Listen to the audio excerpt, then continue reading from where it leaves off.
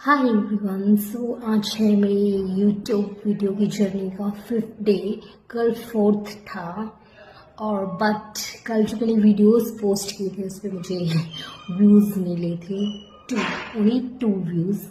But anyways धीरे धीरे चल के एक दिन हम अपनी मंजिल तक पहुंच ही जाएंगे, मुझे पूरा विश्वास है। आप सोच रहे होंगे मैं इतना मेकअप में बन ठन के वीडियो बना रही हूँ, बट वीडियो नहीं बना रही थी एक्चुअली। दुनिया शादियां कर रही है, लोग शादियां कर रहे हैं, तो मैं भी अभी एक शादी से आ रही हूँ। शादी में मैंने बहुत ज़्यादा नहीं था, नेबर में शादी थी, तो जो मेन फोकस था मेरा वो खाना खाने पर और शगुन देने पर था। जो मैंने 15 मिनट में खाना खा लिया और शगुन दे के मैं चटपट आ गई।